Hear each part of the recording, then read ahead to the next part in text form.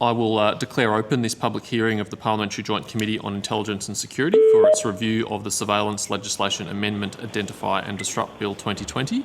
These are public proceedings, and although the committee may agree to a request to have evidence heard in camera and may determine that certain evidence should be heard in camera. In acknowledgement of the current COVID-19 situation, certain measures have been implemented. Throughout the hearing, appropriate distancing will be maintained for those in physical attendance, and video and teleconference facilities have been arranged to allow committee members and some witnesses to appear remotely. In this way, witnesses can engage with the committee and the committee can continue to undertake its essential work. I just ask witnesses and colleagues who are participating remotely to help facilitate the smooth flowing of the day by only speaking when you're called upon to do so, otherwise it's going to be challenging to moderate, and particularly challenging for poor old Hansard to transcribe.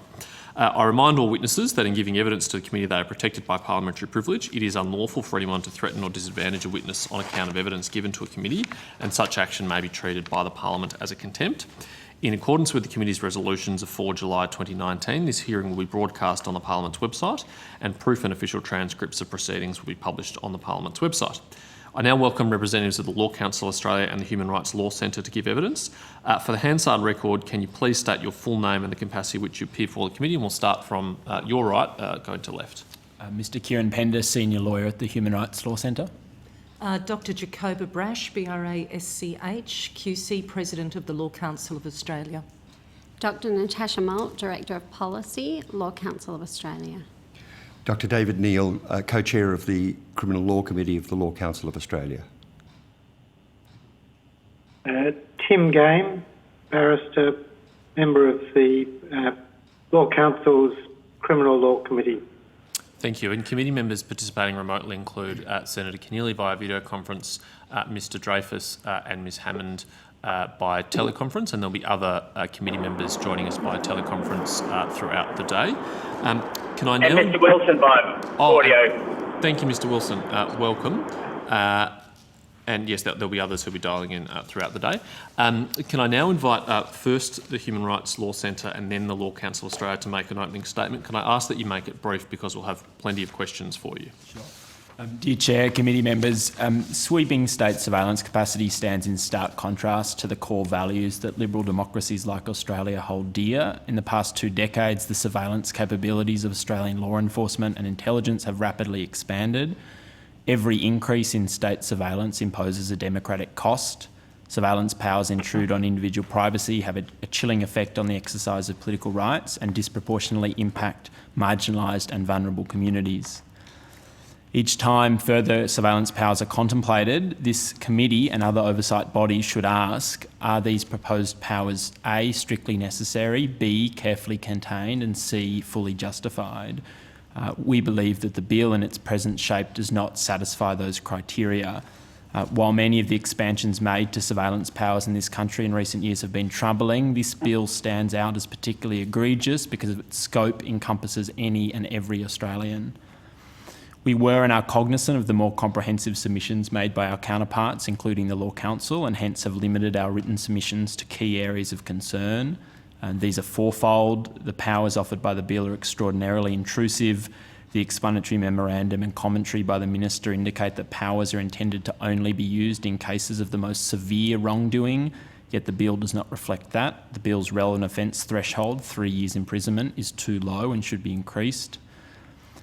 Secondly, the definitions provided by the network activity warrants are so expansive as to be practically unlimited in scope. We would urge the committee to recommend that these warrants be redrafted to prevent their application to individuals that have no involvement whatsoever in the relevant offence. Otherwise, every single Australian is at risk of having their online activities monitored by the Federal Police, even where they are not suspected of having done anything wrong. Third, given the extraordinary nature of the powers sought in the bill, law enforcement should adopt alternative means wherever possible to achieve their purpose, and we recommend the bill be redrafted accordingly. And finally, we believe the assistance order regime imposed by this bill does not adequately protect the fundamental freedoms against self-incrimination, and we would recommend the bill be redrafted accordingly. The appropriate course of action we respectfully submit is for the committee to recommend that the government substantially redrafts this bill before it returns to Parliament. Thank you, Mr Pender. Law Council. Thank you, Chair, committee members. The Law Council of Australia is grateful to appear before the committee on the Slade Bill. I apologise for the lateness of our submission and thank the committee for its indulgence. We're obviously happy to assist with any questions subsequent to our appearance today. The Slade Bill, as you well know, proposes to confer 3 new warrant-based powers on the AFP and the Australian Criminal Intelligence Commission. They are data disruption warrants to actively and covertly frustrate the suspected commission of cyber-enabled offences rather than conducting surveillance to obtain admissible evidence to enable a prosecution. 2, network activity warrants to enable the collection of intelligence about criminal networks of individuals as distinct from the investigation of particular offences. And 3, account takeover warrants to effectively lock out the holders of users of account-based electronic services such as email or online messaging platforms in order to exercise power under a separate authority such as computer access warrants to collect evidence of a suspected offence. The Law Council acknowledges there are significant challenges in investigating cyber-related crime. This includes the use by offenders of sophisticated technologies to conceal their identities, locations, online activities, especially in the dark web. However, the bill proposes major and respectfully novel expansions of the existing powers of the AFP and the ACIC, which merit detailed scrutiny. The new powers depart sharply from the traditional focus of investigative powers on the collection of admissible evidence of specific offences. They also have the potential to cause significant loss or damage to large numbers of non-suspects who are lawfully using computer networks or the systems being targeted. Our key concern is the need for the proposed powers. The need has not been adequately established, most acutely in respect of data disruption warrants. We're also concerned that new powers are disproportionately broad to the threats of serious and organised cybercrime to which they are directed. On the threshold of necessity, the bill proposes to reject the Richardson Review recommendations which urged against conferring disruption powers on the AFP or other law enforcement agencies. That review concluded there was not a material gap in existing powers which could justify effectively placing the AFP and the ACIC in the position of judge, jury or executioner.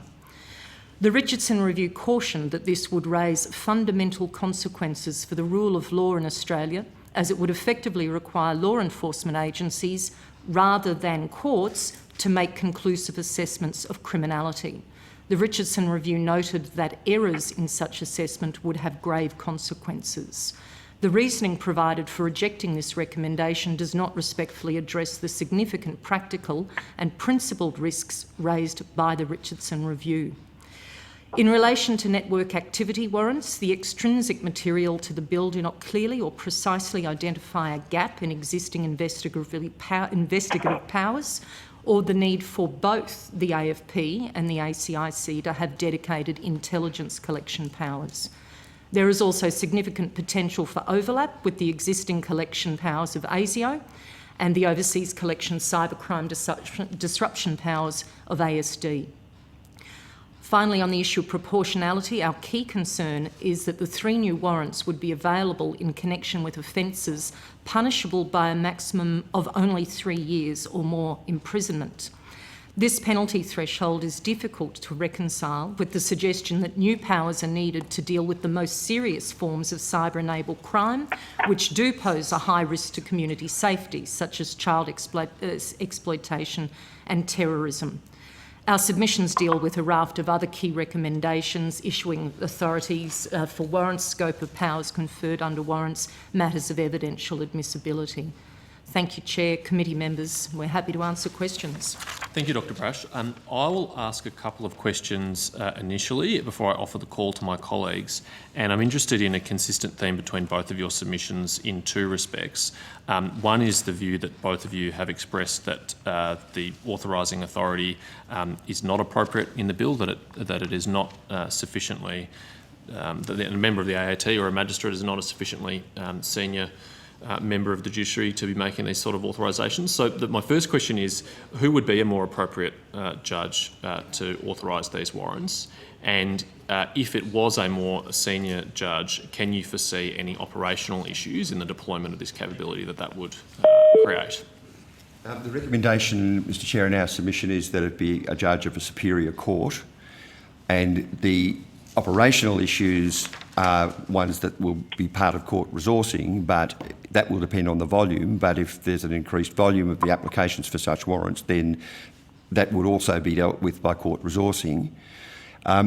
There's a companion point in the authorisation process too, which we think is extremely important, which is that where there is an application for one of these very extensive warrant procedures, that there should be someone in the position of a contradictor or public interest monitor in the court to test the propositions being put by the applicant, as is the normal case in litigation, so that the judicial officer hearing the case hears the contrary arguments. There are precedents for public interest monitors in both Victoria and Queensland at least, and in discussions with this committee on other occasions, the roles played by those monitoring agencies has been explained, and they, together with the intelligence, the IGES, do provide a very good quality control measure on these sorts of warrants, which are A, much more extensive than would normally be the case, and B, novel. Is there any federal precedent for a contradictor like that to be appointed? Yes, there is. For example, in relation to this committee's inquiry last year into press freedom and journalists, the committee made a recommendation that public interest advocates be appointed in warrants relating to journalists so that there was an effective contradictor. I might just also pick up, if I may, something in terms of judicial authorisation. The Richardson Review, as the President noted, rejected the need for the AFP to have data disruption warrant powers in addition to what it already has. But that review found that if indeed this power was to be made available, then it should require judicial authorisation. Okay, thank you. Perhaps a way of further supplement, if I may, sure, Mr Chair. Please. The model we've put forward in other areas investigated by this committee as the one to be achieved is the double lock procedure that is currently used in England, where there are differences, but again, those procedures involve a judicial review of the initial decision to issue a warrant, in that case by a minister, but in these cases we would say that the primary authorising officer ought to be a judge of a superior court. Okay. Mr Pender, do you want to add anything to that? That's not an issue that our submissions are primarily focused on, so I don't have anything substantive to add, but we would say that I guess it goes to the broader proportionality scheme that is in place in this bill, and this is one dimension, and stronger, robust oversight and scrutiny and authorisation mechanisms would improve the proportionality of the bill. Okay. The second theme I'd like to ask about, which is consistent across your submissions, is the issue of the threshold, the relevant offence to be captured by the bill. You've noted that the 3-year sentence is not sufficient in your view. What would be a more appropriate threshold, and what potential crimes would be excluded by raising the threshold? We pick up, sorry, I'll start on that one. We pick up in our submission, Chair, the TIA, the 7 years, which is there, and would be more comfortable with that on the proportionality. But for example, right now you could be capturing with 3 years topically, some failures to comply with public health directions. You could be getting Kieran has had people discovering some, looking at this, capturing a dolphin is one that you could cover as well, and I give credit to the Human Rights Law Centre for identifying that one. You could get, it's a lot of low-lying fruit, with the greatest respect, that's captured by 3 years, some social security fraud. So the TIA at 7 years strikes the balance to us. Yeah, no disrespect to dolphins, Could I just- but I don't think that was really... Tim Game. Of course. Tim Game here. Can I just mention one thing? Please. I think there's power. There is power there for the minister by regulation to expand the category of offences, and I think we've got a concern about that because that would expand it beyond offences of 3 years. In respect of 3 years, you should perhaps note that catches really low proceeds of crime offences, such as money suspected to be the proceeds of crime, so that you're really reasonably suspected. So you're catching some very, very low-level offences. In respect of the regulation power, at the least, that would need to be taken back before Parliament by kind of well-known processes by which that can be done. But we do have a concern that the regulation power would enable an expansion of the definition of offences without parliamentary scrutiny. Yes, I presume that the regulation would be a disallowable instrument, but we can pursue that with the department and seek clarification on that. The other categories of offences that I noticed that jumped out at me were the Fisheries Management Act and the Torres Strait Fisheries Act. Perhaps it's a question better directed to the department, but to your knowledge, what do the offences cover in those acts? I don't know those specific offences. Our submission, to pick up a point in your question, Mr Chair, our submission also lists a number of offences that should be included, and you'll see that in the full submission. And what we are really urging is a cautious approach, both in terms of the rights implications of this, but also in terms of the expense implications of it. And that goes back to your first question about the resources to manage these cases. I'm currently involved in a very large case which has involved seizing the computers of a business, and where the data analysis involved on both sides of this case is fearfully expensive. On our side alone, the major company doing that is probably billing something in the order of $200,000 or $300,000 for that sort of work. So that a cautious approach would be to actually follow what's in the explanatory memorandum initially, at least, and only pick out the most serious offences, obviously child pornography, terrorism, those sorts of things, and to tiptoe gently into these waters, because the more offences that are available for the use of these warrants, the more people are going to be affected, and there's just going to inevitably be shocking consequences for the businesses in this instance that I'm dealing with, who have lost customers, who have lost their ability to run their businesses, and they lost their computers. And then that's for those who are in the focus of the inquiry, but then there's the peripheral people who are just happen to be innocent bystanders, where that too is going to be very, very impactful and shockingly expensive for them to look after their business, economic and legal interests. Okay, Mr Penn, did you have anything to add to that? Yeah, if I might. So the Human Rights Law Centre deliberately didn't put a number on what we thought would be an improved proportionality, because we think it's a more holistic analysis. So for us, the starting point is this bill will impact human rights, the right to privacy, freedom of expression, freedom of association, found in international law. That impact needs to be necessary and proportionate, and there's various tests in international law for that proportionality analysis. And our view is that this bill is not, and that this is one dimension of proportionality. But you could imagine a much stricter bill that still had a 3-year threshold, or you can imagine a bill with a higher threshold that retained other dimensions of it. And so we would say it's a multiple levers that can be used together to improve the proportionality. But I would echo the comment from the Law Council. This bill is stated, Minister Dutton, the explanatory memorandum have said this bill is intended to target specific categories of offending. And so one way perhaps to address that would be to limit the bill to A, a higher threshold, but B, those categories of offending. And that would significantly improve the proportionality of the intrusion that this bill places on the rights of Australians.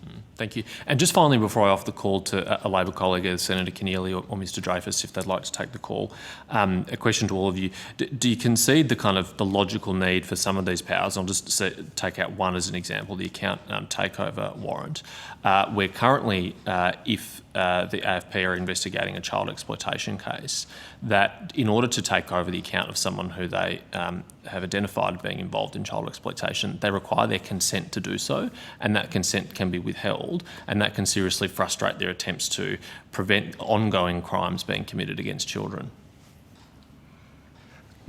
Look, that really is at the heart of the cautious approach that we're adopting towards this, and where we can see in some instances, such as child pornography and probably terrorism offences, just to take the two cases that are signalled.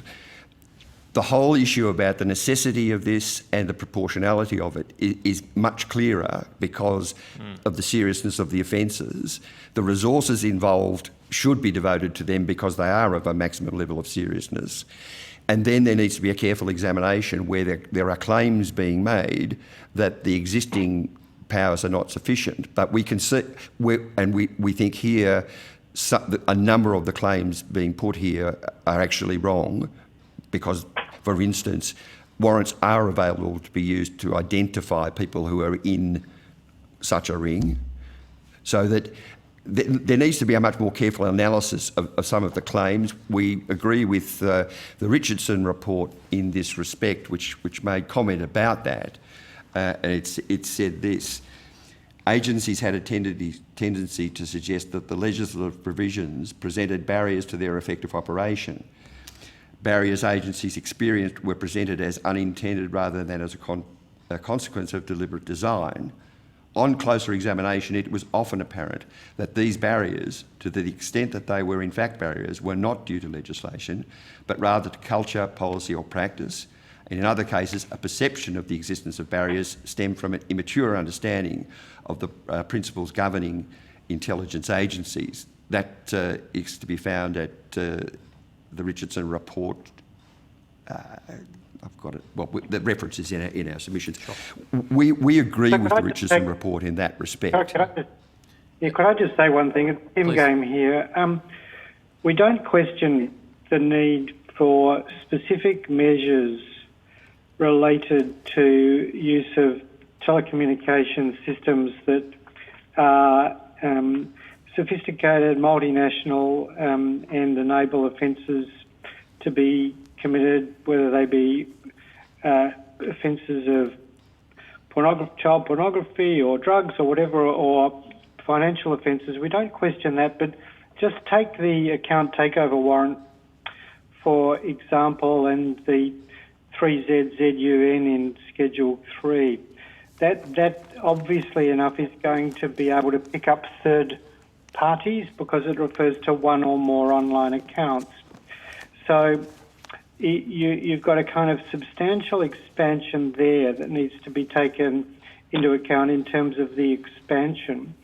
And on the other hand, one needs to also take into account that search warrant powers that already exist are likely to enable a good deal of that activity to take place anyway, so that, for example, if you're going to seize a computer, there's the very first thing that is done by the executor of the warrant is to put software in that freezes the data so that the data can't be changed or corrupted.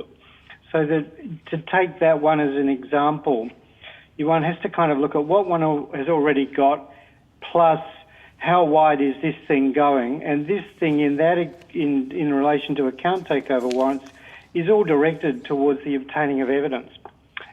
So I suppose that's the framework. That gives you an example of the framework about which we think this thing should be kind of carefully framed. Thank you. And Mr. Pender, quickly before I offer the call to others. Certainly. We acknowledge that technology poses novel and difficult challenges to law enforcement. Our concerns are threefold: necessity, proportionality and safeguards. And I think the final point goes most directly to your question, which is if Australia had a robust human rights framework for protections, that would alleviate some of the disproportionality or concern around necessity, because there would be processes and mechanisms for adequate remedies and oversight. In the absence of that, in the absence of, for example, a federal charter of rights and freedoms, ever-increasing expansion of state surveillance power is of great concern to us. Okay, understood. Senator Keneally, and then I'll go to Ms Hammond. Thank you, Chair. Thank you to the witnesses. If I can please go to the Law Council submission first. I note that in some cases, a data disruption or an account takeover warrant may be internally authorised where there's an imminent risk of serious violence to a person or substantial damage to property.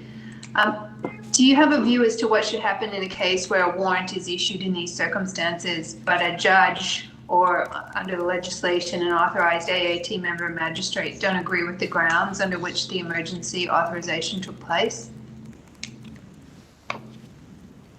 We do, Senator. So it's our view that if that occurs, there should be a requirement on the AFP or ACIC to inform the issuing authority of any adverse or potential adverse impacts on third parties. And if there are adverse impacts on third parties as a result of an internal authorisation that has already been executed, then the issuing authority should have discretion to order remedial action be taken. So, for example, possibilities around financial compensation to those that have suffered damage or loss. Sorry, we also question the need for internal authorisation as a proposition. Senator, our fundamental, I think Mr Games just disappeared off the line. More fundamentally, we don't agree with the internal process itself. These sorts of extraordinary powers should be done by warrant, should be done through a judge, a superior court judge with a contradictor there. So as a fundamental issue, we don't agree with the internal process, but Dr Moult has spoken to what ought happen if that's going to continue. It's important to note too, in relation to these warrants, that they do go beyond the traditional role of just gathering evidence. In some cases, these are authorising the agencies to do damage to the computer, the software, or to do indirect damage to account holders who are frozen out of their accounts and who, for instance, may not be able to continue to pay their rent or mortgage payments and the like. So that this is a big further step, and hence the need for the level of protections. If those steps are to be taken, the level of protections needs to be correspondingly much higher. Can I go to this point about a contradictor? I think the chair asked you if there was a precedent at a federal level where a contradictor is in place. And I'm fully aware of the recommendations this committee made last year in relation to the journalist integrity warrants, or the journalist information warrants. Those haven't yet been adopted by government, and that is a particularly specialised warrant. I'm just wondering if you have an example where that, another example beyond what the committee recommended last year. Well, the real example is what happens in any legal dispute where there are serious issues at stake. You have two parties who represent the opposing arguments and are put before a judge who says which has got the stronger arguments. It's just a fundamental quality test that the legal system operates all the time. And given the evidence about some of the rubber stampedness of warrants being issued in other contexts, where you're dealing with interests. What evidence is that, if I can interrupt there? Because you mentioned, the need about contestability, and you referenced a double lock. Yeah, I do note that the Richardson review was pretty, if I can characterise it in these terms, dismissive of a notion of double lock. Because the Richardson review found there wasn't any evidence of rubber stamping of warrants. Richardson does make observations. I've heard him make observations about the compulsory questioning warrants, which this committee dealt with last year, and that it was perfectly appropriate for the Parliament, if it decided to institute a double lock there. But as a rule, Richardson did not come down on the side of a double lock or contestability of warrants because he didn't find any evidence of rubber stamping of warrants. Two responses. Firstly, in relation to the data disruption warrants, Mr Richardson was a convert to judicial supervision in relation to that one. But supervision is a different thing, but go ahead. That's the judicial issuing officers was what he recommended, yes, if they were to go ahead, and it's again because of the intrusiveness relatively of those sorts of warrants.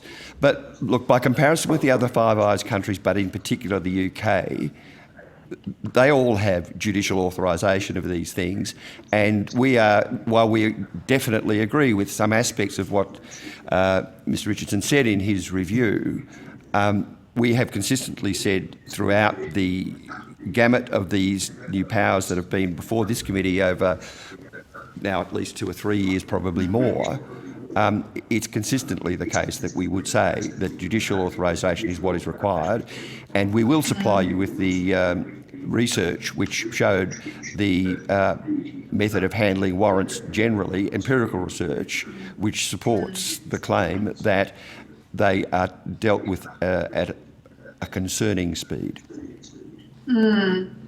Okay, that would be useful. I mean, my recollection of the Richardson review is that he did not support Australia moving to the model the UK has. Yes. But I take the point about judicial authorisation, and I think there's merit in the recommendation that you've made in relation to having an appropriately qualified and sufficiently senior judicial officer who authorises warrants. If I can go to the Human Rights Commission, the Human Rights Law Centre, excuse me. One of your recommendations is that the bill be amended to ensure adequate safeguards for the freedom against self-incrimination. And I'm noting on pages 12 and 13 of your submission where you speak to that. You seem to accept that the intent, well, I'm characterizing your words, so please tell me if I'm wrong. You seem to accept, or you seem to believe, the intent of the legislation, as is in the explanatory memorandum, is that people would not be compelled to provide evidence against their legal interest, but you seem to be arguing that the actual proposed power under the assistance order may actually be too broad or too vague to allow for people or to permit people to be compelled to provide such self-incriminating evidence. Have I characterized your argument correctly there? Thank you, Senator. Yes, I think that's an accurate characterisation of our submission, which I think has a few dimensions. And the first is that these concerns aren't novel. The Australian Human Rights Commission and our friends at the Law Council in relation to the TOLA bill, which was considered by this committee in 2018, made similar concerns, articulated similar concerns in relation to the fundamental freedom from self-incrimination. I think those concerns in the present context are heightened because of the application of assistance orders to third parties that may have limited or no connection to the relevant offence, the wrongdoing, and so may be hesitant to assist in relation to this because of entirely unrelated minor petty offence, but potentially that they are worried about incriminating against.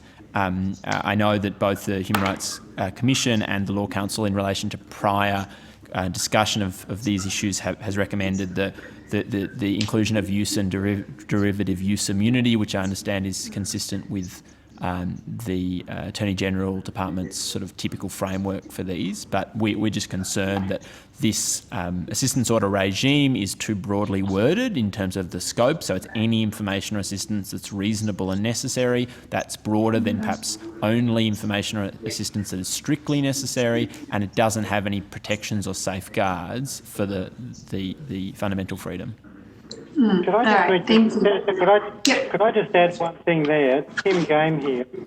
If you look at 27 KM, which is about network activity warrants, subsection 2 has mandatory considerations, and they are considerations which courts are very familiar in the exercise of judicial power relating to the exercise of a discretion.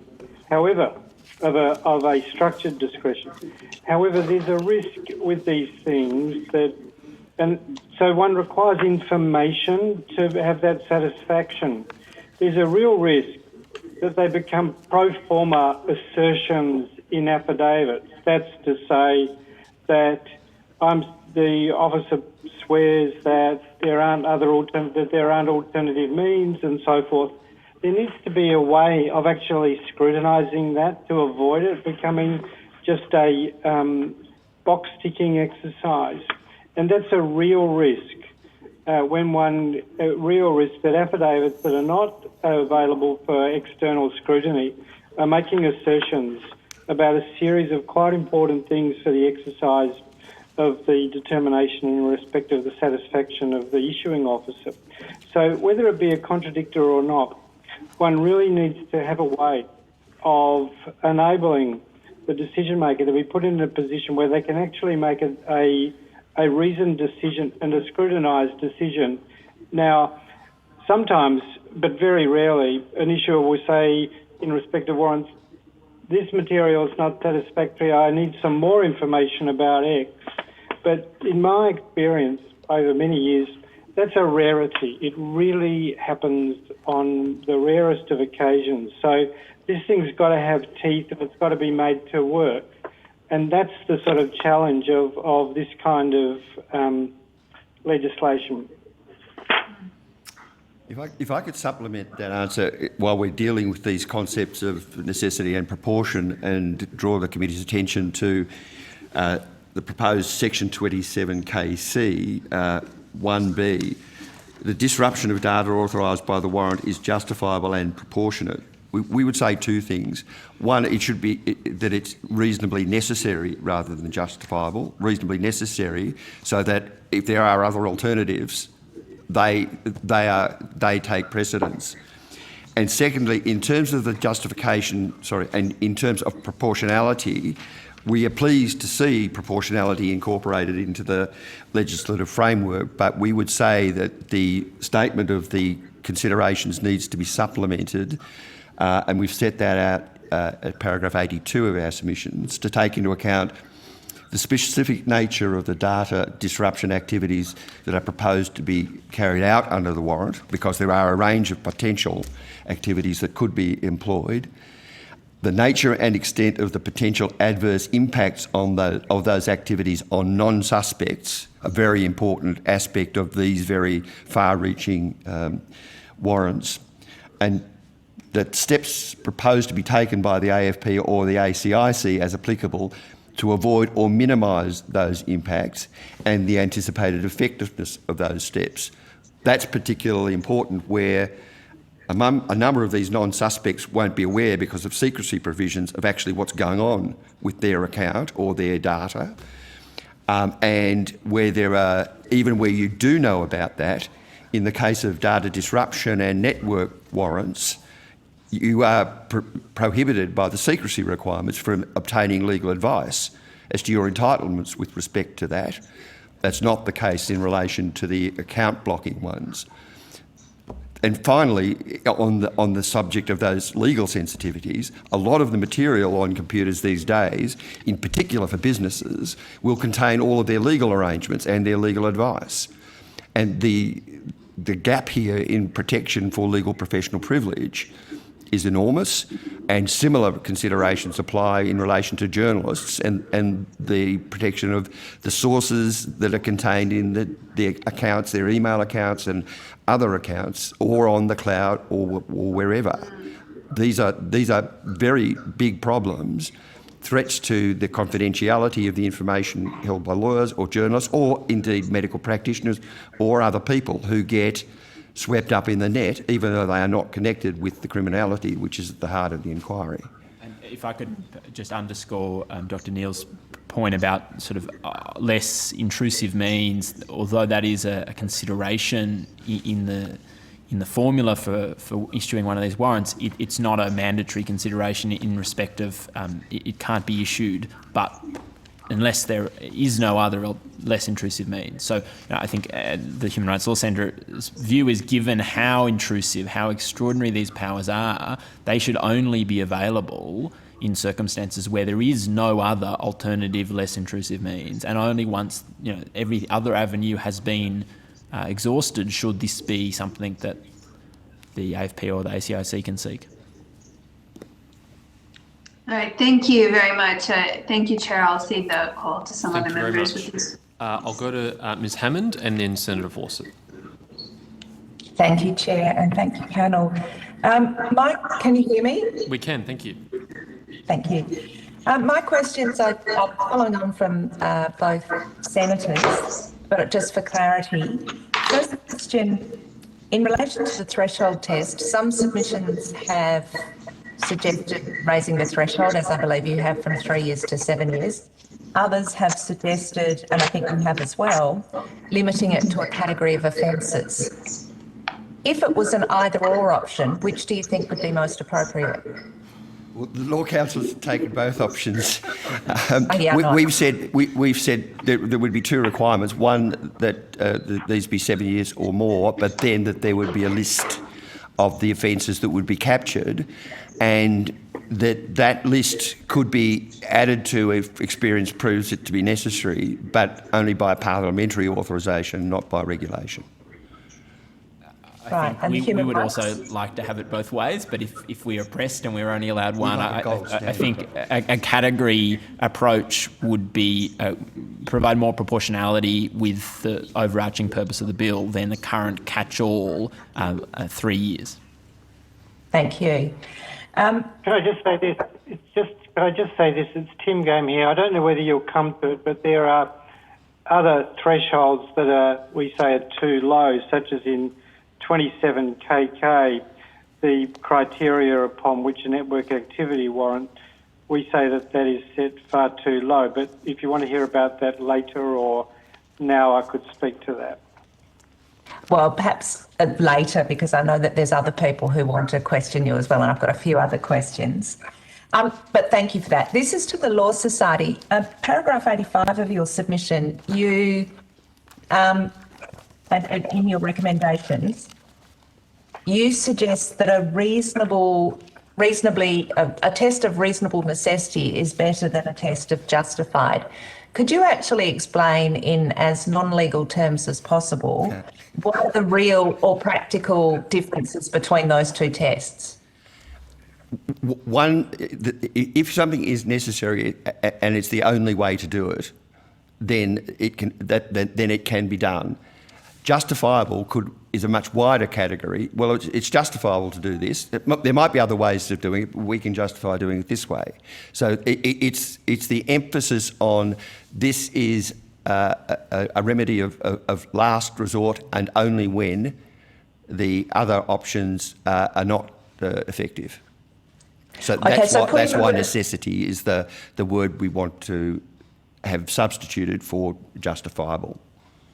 And if you put the word reasonable in front of necessity, then I think that you're giving the scope that there may be another way to do it, but that on balance, it would be unreasonable to go that other way, or it is reasonable to go this way than another way. Yes, that's right. So something that might take 3 years to do could be done and harm done in that time frame. Would that be an example? It would, and look, these are the balancing tests that we were talking about earlier in answer to the questions that the Chair was asking, where you're dealing with the most serious offences, that the balancing exercise is going to be much different than dealing with minor instances of social security fraud, which under the Commonwealth legislation I think presently carries a 10-year sentence. Most theft offences do. So that it's part of the putting architecture in the legislation which will enable the balancing tests, which are inevitably going to have to be done here initially by the applicant for the warrant and then subsequently by the issuing authority, to structure that balancing exercise to guide it as much as possibly can. But at the end of the day, there will be a subjective exercise that's gone on there, which has balanced all of the relevant criteria, including the ones we've suggested should be added, and that's the very best that you can do. Yeah, thank you for that. Do you have thoughts on, in all three of them, the categories, there's differences in who can actually apply for one of the orders, who can give the order, which you've made it very clear that you think it should be a judicial officer making the order in all cases, I think, and in the oversight regime. So two of them are the oversight is from the Ombudsman and one is from IGES. Do you have any views on that? Well, in terms of firstly, because they involve different considerations, it's appropriate that in general terms that there would be separate consideration of who should be allowed to apply for them. But in particular, for instance, we are critical in some of these instances that fairly low level officers within the AFP or the ACIC are able to make these sorts of decisions to initiate a process. We think that should be supervised. So it is a warrant by warrant exercise to that extent. In terms of your question about oversight, two things. Firstly, some of these warrants are targeting evidence gathering. That would be traditionally a police role, has been traditionally a police role under the Commonwealth arrangements for a very long time, and the intelligence gathering operations would be separated off to the ACIC and those similar bodies, so Australian Signals Directorate and ASIO. We think that the confusion of the roles of intelligence and evidence gathering in the AFP is generally undesirable, but in the oversight functions on these warrants, the responsibilities of the IGIS tend to go to the intelligence gathering powers and the Ombudsman to the police powers. Right. The confusion of the two things is undesirable and will lead to inconsistencies, and in particular, for example, where the intelligence gathering warrants are involved, we would say that the IGIS has a far more experienced and well-resourced capacity to deal with those sorts of questions, given that you are going to allocate intelligence gathering powers to the police in the first place. But as we say, that's a departure from the traditional division of roles in the Commonwealth sector, and we think it's productive of confusion and undesirable. Yeah, thank you for that. My final question is with respect to the NAWs, and you've got a strong criticism of the current definition of criminal network of individuals, which I take on board. But is it possible that the suggested definition that you've included is perhaps the bar too high? Is there some in-between ground? Yes, it's Tim Game here. So what this... First of all, you can see in the definition of criminal network of individuals that it's only one or more individuals have engaged. So it could be a single person, but it enables you actually to go the whole group. And the group might not be a criminal network at all. It may be that just one of them is engaging in criminal conduct. I mean, to take a trivial example, a member of a professional association might be electronically linked group of individuals, and one of them might be engaged in inspecting child porn, for example, or something like that. Well, this thing ropes the whole lot, and there's no nexus between the criminal activity and the group. So that's the way, building the nexus in is a way of tightening it up. Yeah, okay. Thank you. And thanks, Chair. I'm done. Thank you, Ms Hammond. I'll go to Mr Dreyfus and then Senator Fawcett. Thanks very much, Chair, and thank you very much to Dr Brash and Dr Neil and Mr Game from the Law Council and Mr Pender for attending. If I could start with the Law Council. Yesterday, the Law Council gave the committee a 165-page submission, which includes some 57 detailed recommendations, and I'd like to thank the Law Council for the effort that you have all gone to, but also acknowledge at the outset that I have not had a chance to work through your submission fully, and in any event, there's no way that the committee will be able to address all of the concerns you've raised, including 57 detailed recommendations in relation to this bill. I'd welcome an opportunity to hear from the Law Council again after I've had a chance to work through your submission properly, although obviously any such decision would have to be made by the Law Council as a whole. But if I could just ask, if the committee is able to hold a further public hearing in relation to this bill, would the Law Council be prepared to appear again? Mr Dreyfus, it's Dr Brash here. I don't think you were on the line when I began our opening, so let me again apologise for the lateness. No, this is not a criticism. This is a very big bill. It's a 135-page bill, so I'm not critical of the length of your submission or even its lateness. I don't take it as a mechanical point. No, I don't take it as a criticism at all, but it highlights the complexity of what's before the committee.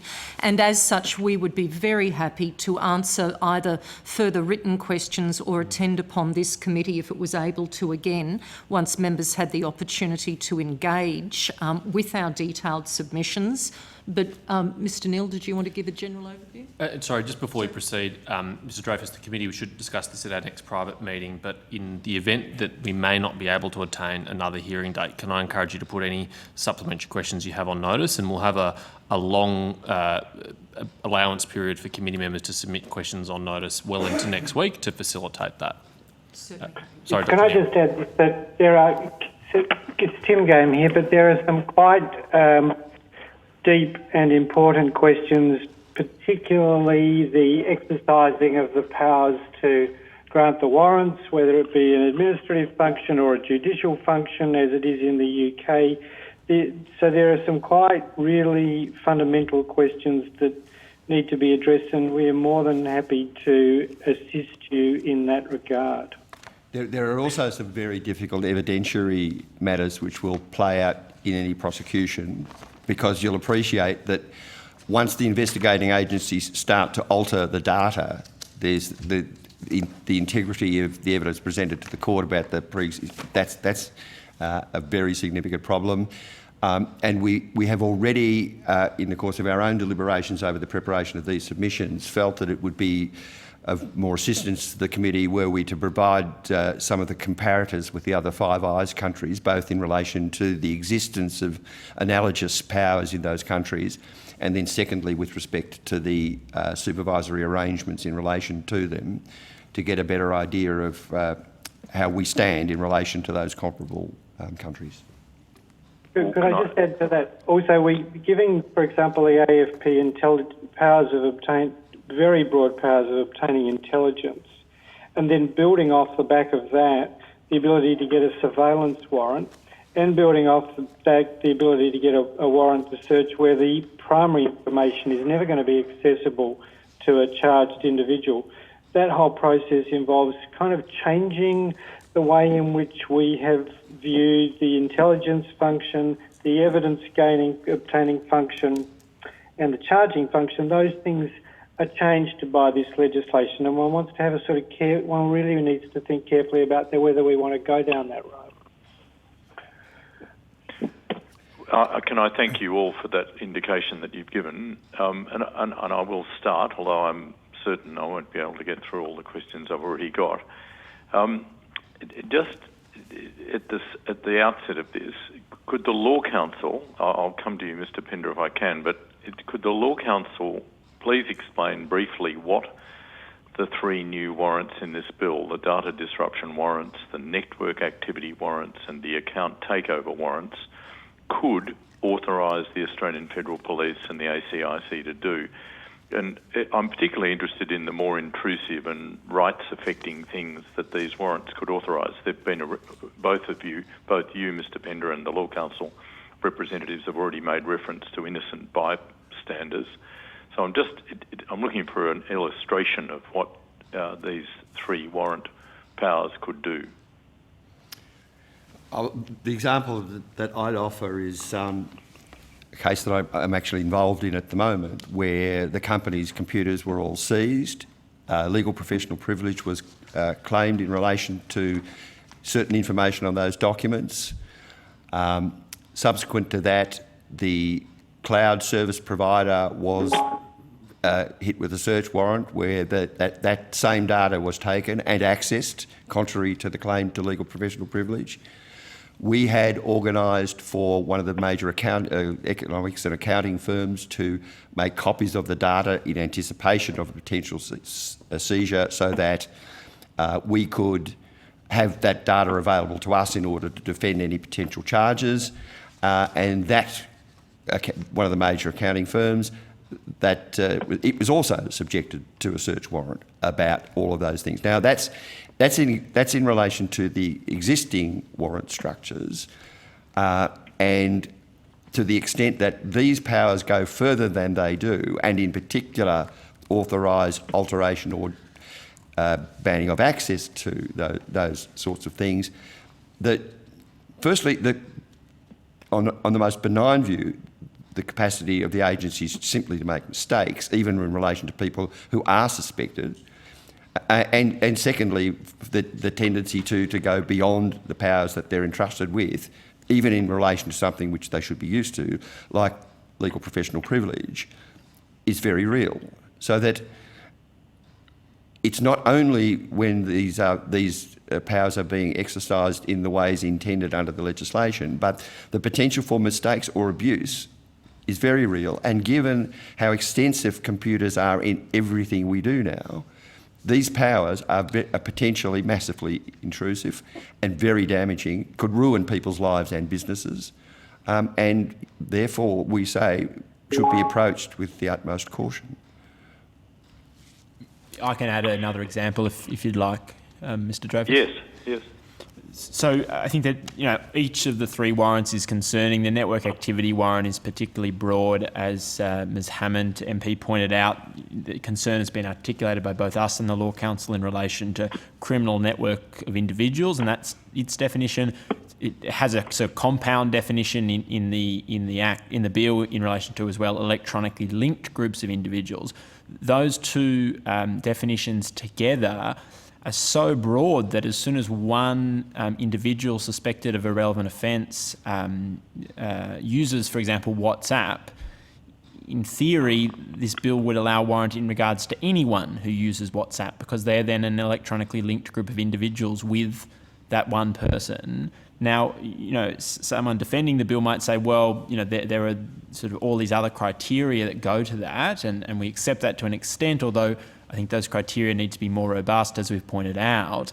But then there's always going to be the risk, as my friends pointed out, of abuse, of particularly when there are ability to seek extraordinary warrants in certain circumstances, that those very broad definitions exacerbate the risk of abuse and misuse.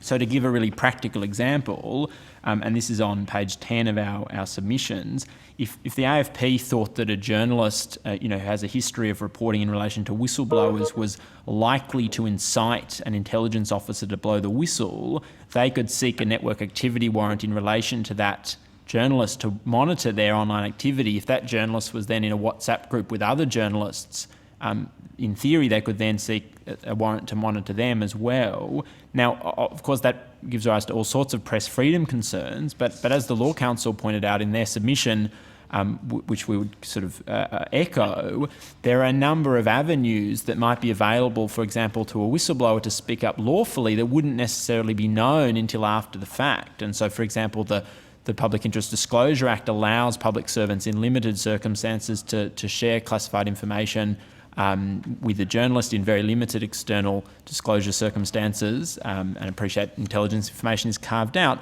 But what that means is that you could seek a warrant in relation to communications between a whistleblower and a journalist, for example, even if it was being conducted with a view to lawful channels under the PID Act. But the AFP or the ACAC may not know.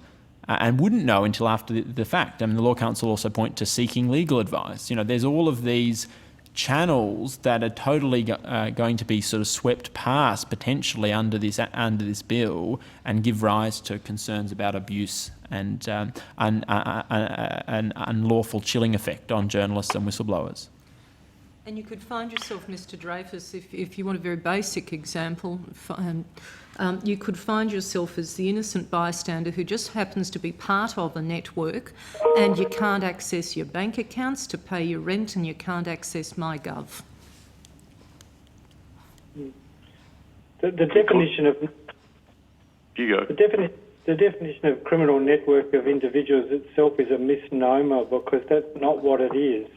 If you go back to section 7A, and then all you need for satisfaction. So might be the criminal network of individuals might be the Australian Labor Party or the Liberal Party, and because one person is engaged in criminal activity, and then the 27KK enabled one to scrutinise the activities of all of them and then get a surveillance warrant off the back of them. And then obtain a search warrant off the back of them, so that the thing is entirely open-ended and troubling. Right. To move to another more general question to the Law Council, would you describe these three new powers, the data disruption warrant, the network activity warrants and the account takeover warrants, as extraordinary? If so, why? Well, mainly because of the going further than collecting evidence for prosecution into a realm where they are actively doing things to that data, either by way of preventing access or by destroying it. That's which would include destroying people's property, like their computers and so on. So that's a big next step. But look, it's extraordinary in this other way because of the operation of computers. I mean, the computers now do everything for us, are so directly involved in all of our personal and business and other lives that there's a vast field of information there available for people to collect if they're authorised to do that. And we do accept that in circumstances there will be, but this is another big step. And again, I come back. Just be careful how we go here, because it is very important that we don't get this wrong because of the extensiveness of our reliance now on computers. And that's why we've said go carefully at the start, because there will be things that happen that were unintended consequences and will be very destructive, not only to the people who are the suspects, but to other people as well. But I think the suspects are entitled to protection as much as anyone else is. So proceed cautiously. In the Law Council submission, you argue that the necessity of the new powers has not been clearly or adequately established. And just to give a bit of context to this, as you note in the submission, Dennis Richardson's review recommended against data disruption warrants. But I was wondering if you could elaborate on that aspect of your submission, and in particular, could you speak to any overlap between the three proposed new warrant powers here and existing powers? Going to the point of, yep. That would be about another hearing's worth. Look, the submission does go into detail, Mr. Dreyfus. In necessity, there's two tranches of it. Firstly, are the powers themselves necessary when other existing powers would answer the question? For example, the claim that warrants can't be used to search for the identity of people who are in that's simply wrong, and the existing SDA powers enable you to do that. So that's necessity at one level. And then at the next level, as we've discussed earlier in one of the earlier answers, there's the necessity for this particular warrant and the actions proposed in it in all of the circumstances of the particular case. So we think the necessity is a key concept, and as I've said earlier, we think the word necessity, the words reasonably necessary should be the preface in the relevant provisions rather than the word justifiable, because they are more restrictive and emphasise that these are measures of last resort. And I've picked up from your submission that, particularly in relation to the data disruption warrant, the Law Council's view is that the government has not justified its rejection of that Richardson review recommendation against conferring data disruption powers. Look, again, that's a standard sort of position to take if executive government is going to take power over intrusions into the citizenry. There needs to be a strong justification for it, and in respect of each of these, we point to a lack of justification on those for various of the measures. We don't say that they are all unnecessary. We don't say that at all. However, the case for arming the executive government with these powers has to be made, and in the respects which we identify in the course of the submissions, we say on a number of occasions they have not been, and in the data disruption one, we are fortified by the conclusion that the former head of ASIO also takes that view. We wouldn't always be on, the Law Council wouldn't always be on the same side of the argument of the former head of ASIO, but on these we both see that there are very important values at stake, which in the passages that I read earlier from the Richardson report, the agencies charged with carrying out these activities sometimes get carried away with a sense of mission and don't see that we live in liberal democracies where people's rights need to be protected, and that's an important balance to get it right between the need to stop child pornography in this instance versus not to do untold damage by using those same powers in respect of offences which would never justify their exercise. Thank you. I've got a question for the Human Rights Law Centre, Mr. Pender, and I will come back to the Law Council. Mr. Dreyfus, just for your time management purposes, you have correctly anticipated you won't have time to cover what sounds like all your questions, because I did say I would offer Senator Forsyth the call before these witnesses are due to finish at 11:15. I'm happy to drift a little bit over time, but in courtesy to our next witnesses, I don't want to drift too much. Thanks very much for that indication, Chair. So, Mr. Pender, the government has said that the 3 new powers introduced by the bill would enable the Australian Federal Police and the ACIC, and I'll quote, to collect intelligence, conduct investigations, disrupt and prosecute the most serious of crimes, including child abuse and exploitation, terrorism, the sale of illicit drugs, human trafficking, identity theft and fraud, assassinations and the distribution of weapons. That's a quote from paragraph 4 of the explanatory memorandum. The explanatory memorandum says over and over that the new warrants target activity, and I'll quote again, of the most serious nature, including terrorism, child exploitation, drug trafficking and firearms trafficking. And the Minister's second reading speech, if I can paraphrase it a bit, is predominantly about the need to tackle the sharing of child abuse material online. And we see from the submissions that the committee's received from the Department of Home Affairs and the AFP to this inquiry, they also focus on child abuse. And yet, despite this focus on the most serious types of crimes, the Human Rights Law Centre points out in its submission that a data disruption warrant and a network activity warrant could also be used to investigate a person who has obtained cheaper internet dishonestly. And you've referred to section 474.21 of the Criminal Code. You've also cited another offence, a person who's married 2 other people, that's section 94 of the Marriage Act, a person who's suspected of altering a registered trademark without permission, that's section 15 of the Trademarks Act, a person who's suspected of organising a protest activity involving breaking into a farm, that's section 474.47 of the Criminal Code, and indeed any other Commonwealth offence punishable by a maximum term of imprisonment of 3 years or more.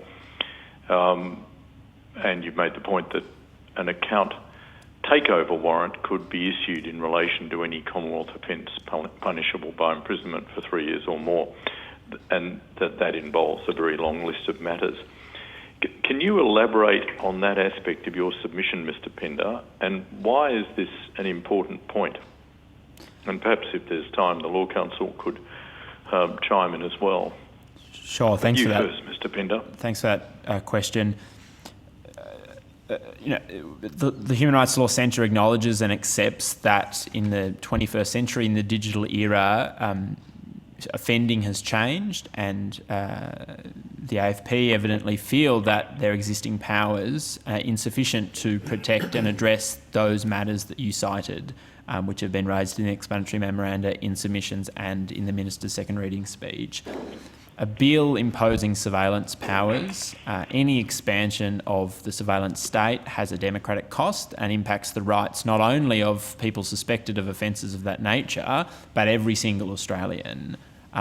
It has both a sort of a direct potential cost in relation to privacy, freedom of expression, etc. It has a chilling effect that people who aren't affected will not act in certain ways because of the overreach of this bill. That all means that for this bill to be legitimate and to be accepted by the Australian people, it must be necessary and proportionate.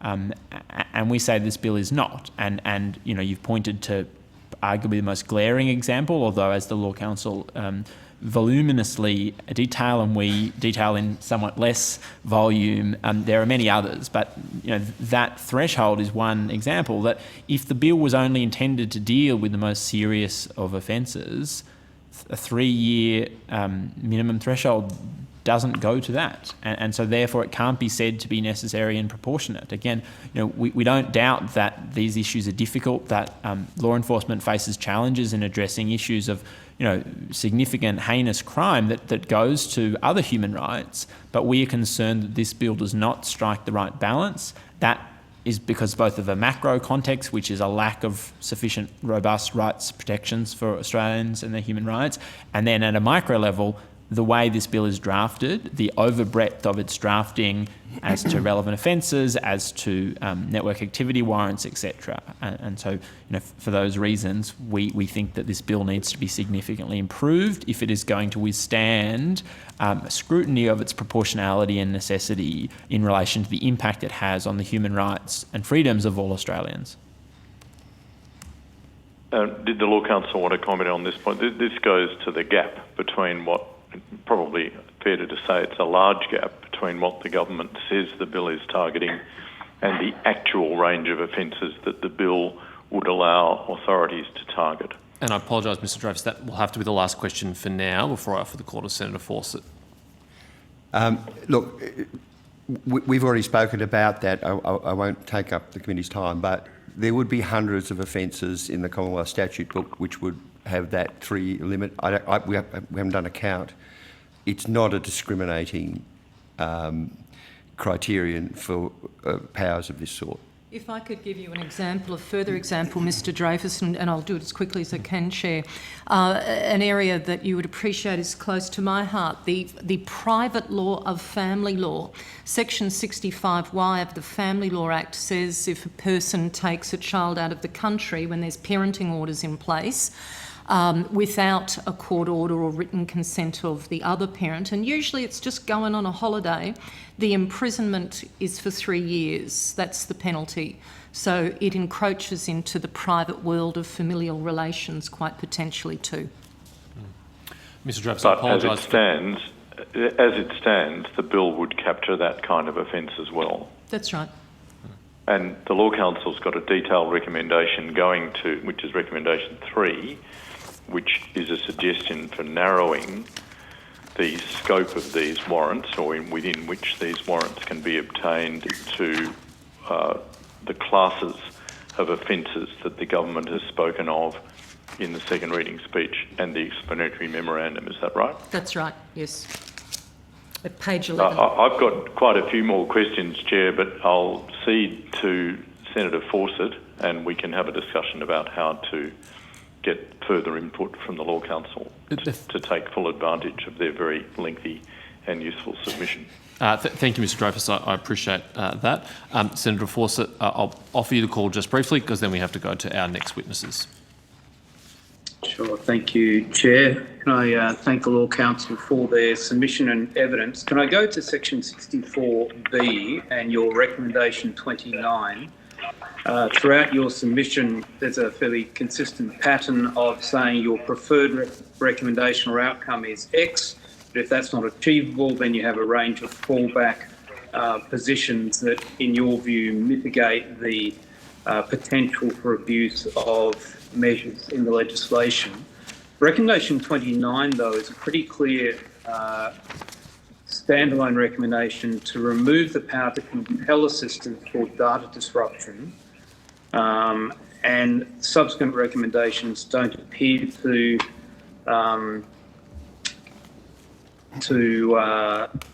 be fallback options. So I'm just wondering if that's your position, that they shouldn't be combined. And I raise that particularly in the light of example 2 in the AFP submission and examples from other civil society witnesses to this inquiry that highlight that sometimes, even where the perpetrators ultimately, or the people who are holding the server or committing abuses against children, are not known, where the AFP does have one link into the network, that once they have access through assistance and the ability to disrupt the data, they can potentially avoid further harm to that child. And it strikes me that that's a very real example, as opposed to some of the hypotheticals that are put forward as opposition to this power. And so I'm just wondering, is it your recommendation that that power be removed completely, or with the additional measures that you've mentioned, such as judicial approvals and a higher threshold, are you comfortable that there are very real circumstances where that would be to the great benefit of our society and children in particular? Yeah, it's a tightening up of those provisions, Senator. The power of authorities to presently require people to provide the computer password and the like, that's already there. But there seems to be in the bill about compelling assistance, it's just left completely nebulous. It's conceivably that you would be detained there for a lengthy period to do a range of things at their behest, which could be one of the accounting companies, for instance. So that while we understand clearly enough that provision of the password and those sorts of assistance within the scope of this, where the scope of this ends is the problem. We don't know. It's just vague. It's open-ended, and really shouldn't involve much more than that, because these people will have the privilege against self-incrimination anyway. So that we're just not sure where this goes. So do you accept that example 2 in the AFP submission is a clear example where compelling assistance to disrupt data could be to the significant benefit and safety of a child? Well, I take it that requiring the password, for example, would allow the AFP to do that themselves. So that should be all really that's needed. I don't know what beyond that they contemplate that this person would be doing. And that's an already existing power. So what more do they want? I don't know. Okay, look, in the interest of time, I'll leave it there. It doesn't quite answer my question, but Chair, I'll hand back to you. Thanks, Senator Fawcett. I appreciate that courtesy given the time. Can I thank both the Law Council and the Human Rights Law Centre for your appearance and your evidence today and your submissions to the committee. As foreshadowed, it's likely that we'll seek further input from you on the bill in some form, possibly in the form of extensive questions on notice. So I welcome your commitment to work with us to assist us on that. We're very grateful for that. You'll be sent a copy of the transcript of your evidence, and you'll have the opportunity to request any corrections of transcription errors. Thank you for the opportunity, Chair. Thank you. Thank you, Chair. Thank you, Mr. Chair. Thank you. Okay, the committee will now move to the Uniting Church and the Carly Ryan Foundation.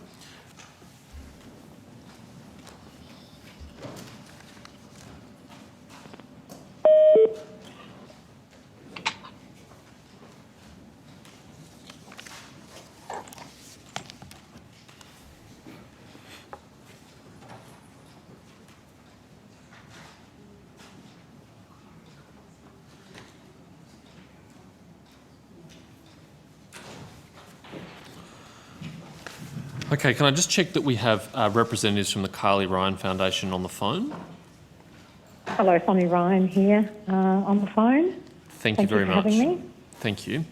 Okay, I now formally welcome representatives from the Uniting Church of Australia and the Carly Ryan Foundation to give evidence. For the Hansard record, could you please state your full name and the capacity in which you appear before the committee?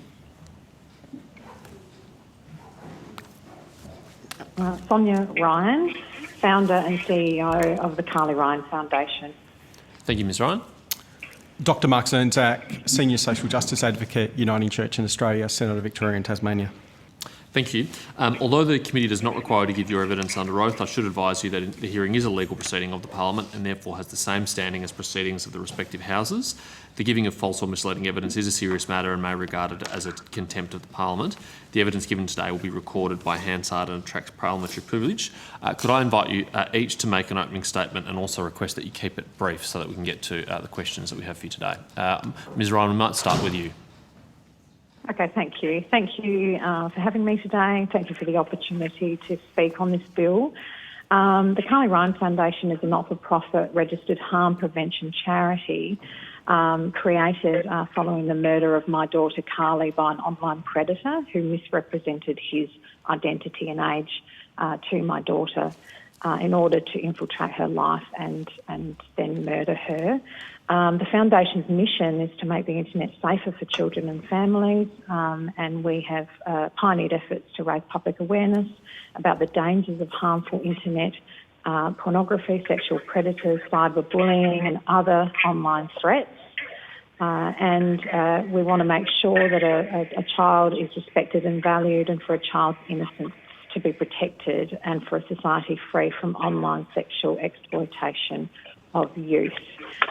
We welcome the government's commitment to innovating alternative pathways to reduce online crime through the introduction of the Surveillance Legislation Amendment Identify and Disrupt Bill 2020. The Foundation supports in principle the aims of the bill to enhance law enforcement's ability to protect children and disrupt serious crimes against children from occurring. Thank you. Thank you, Ms Ryan. Dr Zernzak.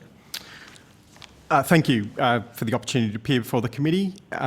We believe the powers outlined in this bill are completely necessary. We think the evidence for that is overwhelming.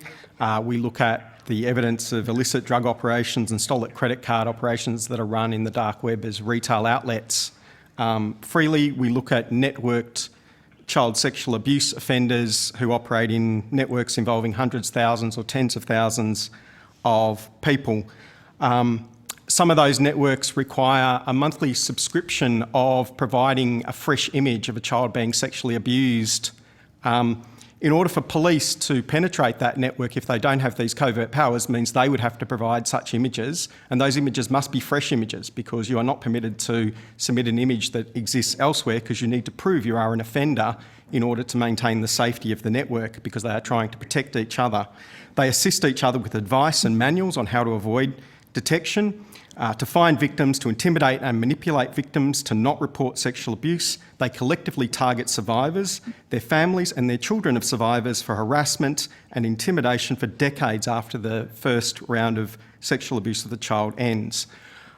The mind boggles around the argument that existing powers are adequate in this space. We have providers who willfully avoid obtaining any identity documents or any identity of person using their service. So even if the police can currently issue a warrant demanding identity, who do they issue it to? Because the provider doesn't have any knowledge of who the person they're providing the service to is. Do the police issue it to the offender and argue and say, could you please identify yourself to us so that we can investigate you?